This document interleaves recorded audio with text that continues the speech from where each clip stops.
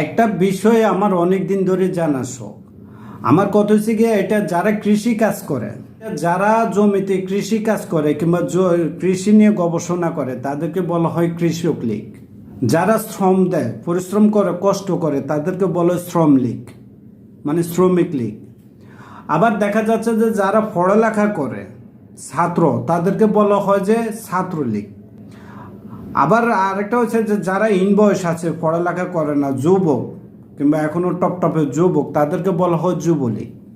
আমার প্রশ্ন হচ্ছে ওই জায়গাতে যারা চুল দাড়ি ফাঁকি বৃদ্ধ হয়ে গেছে, তাদের পোলামাইও বিয়ে দিয়ে গেছে, তারা এখনো টোটো কোম্পানি করে বেড়ায়, তারা কিভাবে ছাত্রলীগ হয়?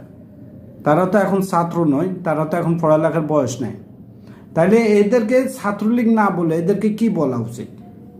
ভাই তুই যে রাজনীতি কর, আর কোনো দুঃখ নেই। আমি কোনো রাজনীতিকে ছোট করে বলার জন্য উদ্দেশ্য নয়, আমার উদ্দেশ্য হচ্ছে জানার, কারণ জানার কিন্তু শেষ নাই। তা জানার জন্য আপনাদের কাছে আমার এই ভিডিওটা।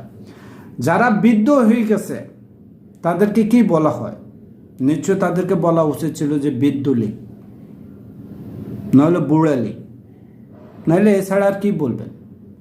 তারা কিভাবে ছাত্রলীগ হয়? তারা কিভাবে বুড়া বয়স হয়ে যাবার পরও, তাদের চুল দাড়ি পাকে যাবার পরও হেরা এখনো ছাত্রলীগ?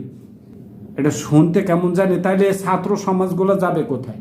যারা পড়ালেখা করে, পরিশ্রম করে, কষ্ট করে পড়ালেখা করতেছে, তারা এখন কি বলবে? তারা বুড়ারা, মুরব্বীরা যদি বলে যে তারা ছাত্র, তাহলে ছাত্র যারা, তারা কি বলবে? আপনাদের কাছে শুধু আমার এই প্রশ্ন, যদি ভালো লাগে উত্তরটা কমেন্টে দিয়ে যাবেন।